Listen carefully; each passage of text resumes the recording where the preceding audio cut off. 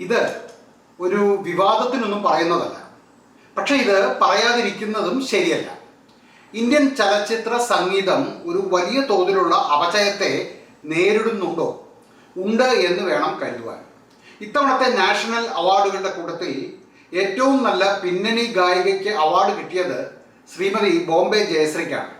Saudi വെള്ളയ്ക്ക എന്ന ചിത്രത്തിലെ ചായും വെയിൽ എന്ന് തുടങ്ങുന്ന അൻവർ അലി രചിച്ച് പാലി ഫ്രാൻസിസ് സംഗീത സംവിധാനം നിർവഹിച്ച ഈ ഗാനം പാടിയതിനാണ് ബോംബെ ജയശ്രീക്ക് ഈ അവാർഡ് കിട്ടിയത്. അസാധാരണ പ്രതിഭയുള്ള ഒരു സംഗീതജ്ഞയാണ് ശ്രീമതി ബോംബെ ജയശ്രീ. അവരുടെ സംഗീതജ്ഞാനവും അറിവും അപാരമാണ്. അതിനെക്കുറിച്ച് എന്തെങ്കിലും പറയുവാൻ ഞാൻ ആളല്ല, കാരണം അതിനുള്ള അറിവ് എനിക്കില്ല തന്നെ. പക്ഷേ അവരുടെ ശബ്ദം സാധാരണ കർണാട്ടിക് സംഗീതജ്ഞരുടേതുപോലെ സിനിമയിൽ പരീക്ഷിക്കുവാൻ പറ്റാത്ത ഒരു ശബ്ദവുമല്ല. അതുകൊണ്ട് തന്നെയാണ് അവരെ തമിഴിലും മലയാളത്തിലും ഹിന്ദിയിലും കന്നഡയിലുമെല്ലാം പാടുവാൻ സംഗീത സംവിധായകർ ക്ഷണിച്ചിട്ടുള്ളത്. എന്നാൽ ചായും വെയിൽ എന്ന ഗാനം ബോംബെ ജയശ്രീ പാടി എന്നത് കൊണ്ട് എന്ത് പ്രത്യേകതയാണ് ആ ഗാനത്തിന് ഉണ്ടായത്? ബോംബെ ജയശ്രീയെ പോലെ ഒരു ഗായികയുടെ അപാരമായ കഴിവിനെ ഏതെങ്കിലും വിധത്തിൽ ചൂഷണം ചെയ്ത ഒരു ഗാനമായിരുന്നോ അത്?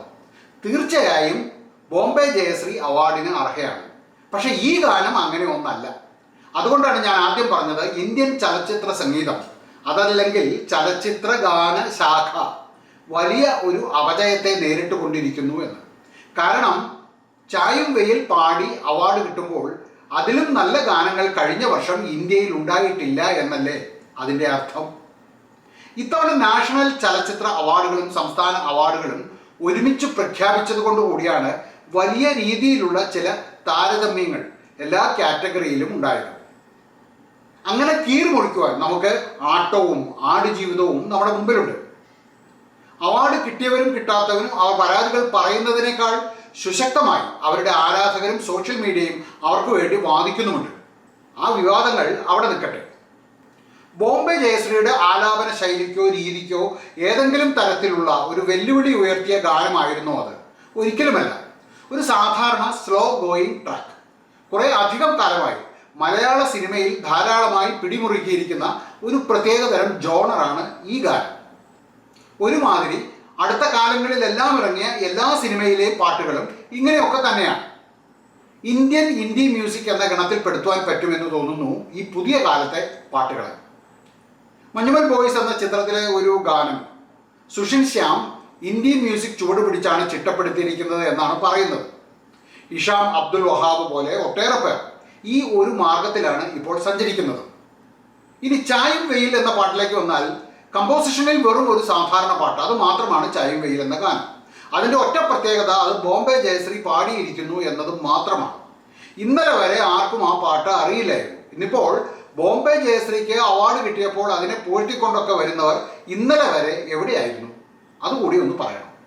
തീർച്ചയായും ചിത്രീകരിച്ച രംഗത്തിനും ആ പ്രായമുള്ള ഒരു ഉമ്മയുണ്ടല്ലോ, അവരും എല്ലാം ചായും വെയിൽ മുകിൽ ചില്ലകൾ എന്ന് തുടങ്ങുന്ന ആ ഗാനം ആ ഭാഗത്തിന് ആപ്റ്റ് തന്നെയായിരുന്നു. പക്ഷേ ഏതൊരു സാധാരണ ഗായികയും പാടിയാൽ ആ ഗാനത്തിന് ഒന്നും സംഭവിക്കില്ലായിരുന്നു. ബോംബെ ജയശ്രീയെ പോലെ ഒരു കലാകാരിക്ക് പ്രത്യേകിച്ച് എന്തെങ്കിലും ചെയ്യുവാനുള്ള ഒന്നും ആ ഗാനത്തിൽ ഇല്ലായിരുന്നു. അതേസമയം ആനി പാടിയ സംസ്ഥാന അവാർഡ് കിട്ടിയ തിങ്കൾ പൂവിൻ എന്ന് തുടങ്ങുന്ന പാച്ചും അത്ഭുത വിളക്കും എന്ന സിനിമയിലെ ഗാനം അത് കുറച്ചുകൂടി ഭേദപ്പെട്ട നിലയിലുള്ള ഒരു കോമ്പോസിഷനായിരുന്നു. ഈ ഗാനത്തിൻ്റെ മ്യൂസിക്കൽ അറേഞ്ച്മെൻറ്റ്സോ ഗാനത്തിൻ്റെ സാഹിത്യമോ ഒന്നും വ്യതിരിക്തമായതോ അല്ലെങ്കിൽ അസാധാരണമായതോ എന്ന് വിശേഷിപ്പിക്കാൻ കഴിയുന്ന ഒന്നുമല്ല. ഒരു ദേശീയ അവാർഡ് എന്നൊക്കെ കേൾക്കുമ്പോൾ നമ്മൾ എങ്ങനെയാണോ ആ ഗാനത്തെ നോക്കിക്കാണുന്നത്, ആ ഒരു ലെവലിലേക്ക് വന്നിട്ടില്ല, അല്ലെങ്കിൽ ആ ഒരു ലെവലിലേക്ക് വന്നിട്ടുള്ള ഒന്നല്ല ഈ ചായും വെയിൽ എന്ന ഗാനം. കുറച്ചുകൂടി തെളിച്ചു പറഞ്ഞാൽ ഒരു നാഷണൽ റെക്കഗ്നിഷൻ ലഭിക്കേണ്ടുന്ന ഒരു സ്റ്റഫല്ല അത്. ഇനി ഗാനത്തിൻ്റെ സാഹിത്യത്തിലേക്ക് വന്നാൽ അതിങ്ങനെയാണ്: ചായും വെയിൽ മുകിൽ ചില്ലകൾ, ചേക്കയില്ലാതെ അനന്തമായി ആകാശവും, രാവായി മെല്ലെയെങ്കിലും ആരോ വരും നിലമർമരം പോൽ, ഏതോ പുലർ ചിറകാരവം പോൽ പ്രഭാതമായി ഗ്രീഷ്മം തരാം കാക്കക്കാലിൻ തണൽ, ശൈത്യങ്ങൾ കമ്പളങ്ങൾ കാൽക്കൽ വീണാൽ. ഇങ്ങനെയാണ് ആ വരികൾ പോകുന്നത്. ഇതിൽ തുടക്കം ചായും വെയിൽ മുകിൽ ചില്ലകൾ എന്ന് ഉദ്ദേശിക്കുന്നത് വാർദ്ധക്യത്തെ തന്നെ ആകും. ഒപ്പം ചേക്കയില്ലാതെ അനന്തമായി ആകാശവും. രണ്ടും മനസ്സിലായി. പിന്നെ അങ്ങോട്ട് ഏതോ പുലർച്ചിറകാരവം പോൽ പ്രഭാതമായി ഗ്രീഷ്മം തരാം, കാക്ക കാലിൻ തണൽ, ശൈത്യങ്ങൾ, കമ്പളങ്ങൾ, കാൽക്കൽ വീണാൽ, ഇതൊന്നും അങ്ങ് ഇത് കണക്റ്റായിട്ടില്ല. പ്രത്യേകിച്ചും ഒരു ഫീലിങ്സും ഉണ്ടാക്കാത്ത വരികൾ. അതല്ലെങ്കിൽ ചിന്തോദ്ദീപകമായ എന്തെങ്കിലും ഒന്ന് അതിലുണ്ടോ? ഒന്നും ഉള്ളതായിട്ട് തോന്നിയില്ല. ഒരു ദേശീയ അവാർഡിന് പരിഗണിച്ച ഗാനത്തിൻ്റെ സാഹിത്യം കുറഞ്ഞപക്ഷം കേൾക്കുന്നവരിൽ ഉണ്ടാക്കുന്ന ഒരു വൈകാരിക തലമുണ്ടല്ലോ, അങ്ങനെ ഒന്ന് ഈ ഗാനത്തിൽ ഉള്ളതായി തോന്നിയില്ല.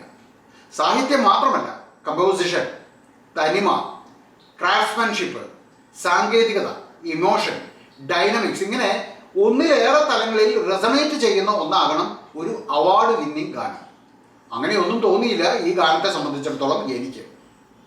കേന്ദ്ര അവാർഡ് ജൂറിയെ സംബന്ധിച്ചിടത്തോളം ബോംബെ ജയശ്രീക്ക് ഒരു അവാർഡ് കൊടുക്കണമായിരുന്നു. അവരെ ഒരുപക്ഷെ നേരത്തെ തന്നെ ആദരിക്കേണ്ടതായിരുന്നു. അതിനും സാധിച്ചില്ല. അങ്ങനെ ഒരു തോന്നൽ ഒരുപക്ഷെ അവാർഡ് കമ്മിറ്റിക്ക് ഉണ്ടായി കാണണം.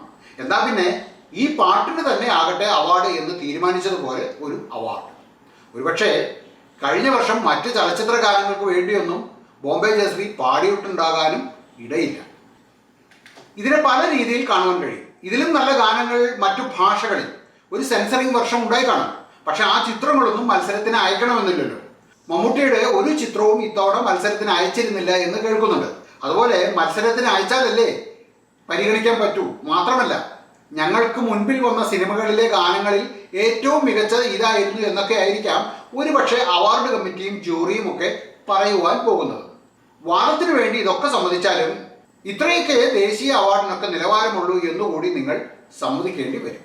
ആഹാ, പാട്ടെന്നൊക്കെ പറഞ്ഞാൽ ആ പഴയ പാട്ട്, ഇപ്പോഴത്തെ ഒക്കെ എന്ത് പാട്ട്, അങ്ങനെ പറയുന്നവരുടെ കൂട്ടത്തിൽ സത്യത്തിൽ ഞാനില്ല. ഇല്ലൂമിനാറ്റി പോലുള്ള പാട്ടുകളും ആസ്വദിക്കാറുണ്ട്. പക്ഷേ ഇല്ലൂമിനാറ്റി മാത്രം മതിയോ?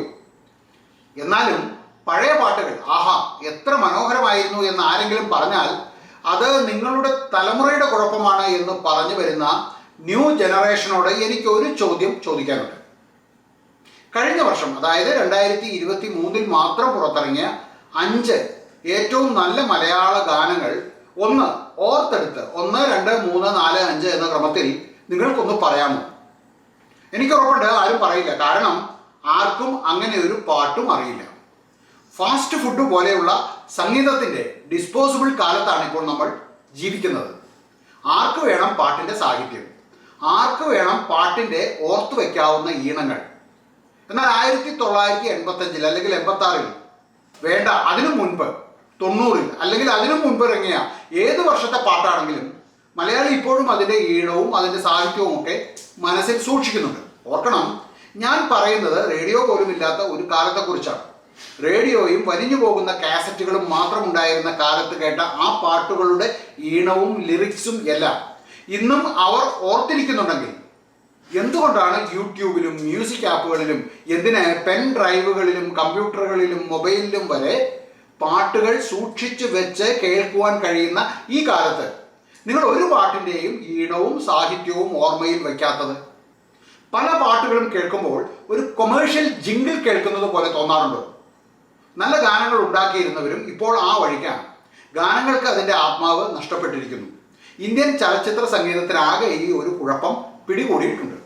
ഗാനങ്ങൾ പലതും കേൾക്കുമ്പോൾ അത് റീൽസിന് വേണ്ടിയും ഷോർട്സിന് വേണ്ടിയും മാത്രം ഉണ്ടാക്കിയതാണോ എന്ന് ആരെങ്കിലും സംശയിച്ചാൽ അവരെ കുറ്റം പറയാൻ പറ്റുമോ? എൻ്റെ ഒരു സുഹൃത്ത് വെമ്പിള്ളി സണ്ണിച്ചേട്ടൻ നല്ലൊരു സംഗീതജ്ഞനും സംഗീത ആസ്വാദകനുമാണ്. അദ്ദേഹം എന്നോട് പറഞ്ഞത് സംഗീതം ചലച്ചിത്ര സംഗീതത്തിന് പുറത്തു വരേണ്ടുന്ന കാലം അതിക്രമിച്ചിരിക്കുന്നു എന്നാണ്. എനിക്കും അത് ശരിയാണ് എന്ന് തോന്നി. ഇപ്പോൾ പാശ്ചാത്യ സംഗീതം തന്നെ നോക്കൂ. പലതരം ജോണറുകളുള്ള ഹിറ്റ് ആൽബങ്ങളും ഗാനങ്ങളുമെല്ലാം ഒരു സിനിമയുടെയും ഭാഗമല്ല. എന്നാൽ അവിടങ്ങളിൽ സംഗീതമില്ലേ? സംഗീത ആസ്വാദകരില്ലേ? നമ്മുടേതിനേക്കാൾ കൂടുതലാണ് ഇത് രണ്ടും. നമ്മുടെ നാട്ടിൽ പണ്ട് ആകാശവാണി തുടങ്ങിയ ലളിത സംഗീത പാഠത്തിലൂടെ ഒട്ടേറെ നല്ല ലളിത ഗാനങ്ങൾ MG രാധാകൃഷ്ണനും പെരുമ്പാവൂർ രവീന്ദ്രനാഥിലൂടെയുമെല്ലാം പുറത്തു വന്നിരുന്നു. അതെല്ലാം കാലാതിവർത്തിയായി ഇന്നും അങ്ങനെ തന്നെ നിൽക്കുന്നുമുണ്ട്. അവർക്ക് ശേഷം എങ്ങനെയോ സിനിമാ പാട്ടിൻ്റെ അതിപ്രസരം കൂടിയിട്ടോ എന്തോ ലളിത ഗാന ശാഖ അത് അങ്ങനെ എങ്ങോട്ട് പുഷ്ടിപ്പെട്ടില്ല.